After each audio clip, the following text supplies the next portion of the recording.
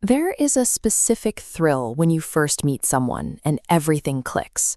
The spark feels warm and inviting. But that exact same warmth is incredibly effective at hiding the dark, distorted shadows right behind it.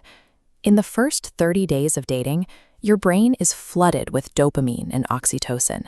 Psychologists call this the limerence phase, and it places you in a highly compromised neurological state. This chemical flood creates a halo effect that actively dissolves your logic centers. Objective judgment becomes a biological impossibility. A minor boundary violation in week 2 goes unchallenged, scaling from a small anomaly into massive structural fractures that shatter the relationship by month 6. To survive this biological blindfold, the first month must be handled as a deliberate screening process. We call this the 30-day stress test. The first diagnostic in this protocol is the pacing filter. This tool measures the raw velocity of the relationship against its actual earned depth. Pay close attention if a new partner is planning an international vacation with you in week 2 or declaring you their soulmate by day 10. This is love bombing. The psychology here is predatory.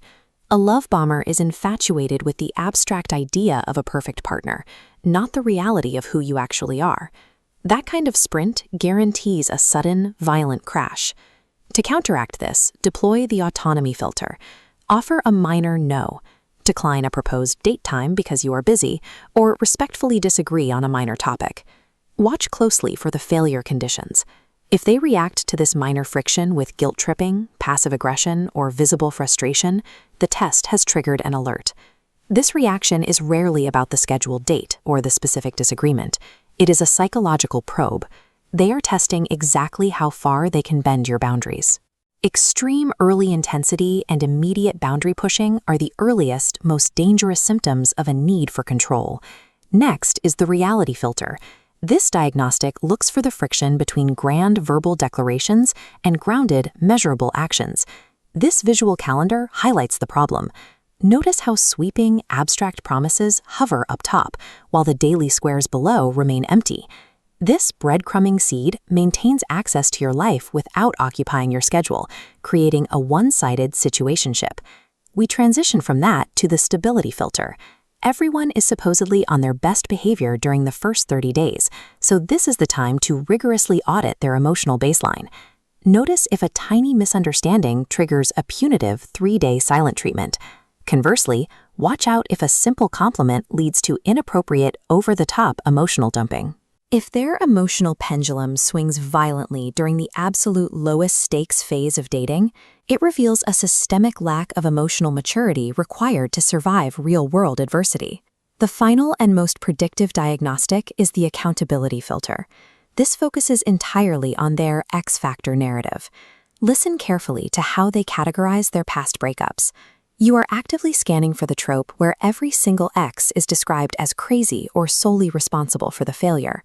This reveals a severe psychological deficit.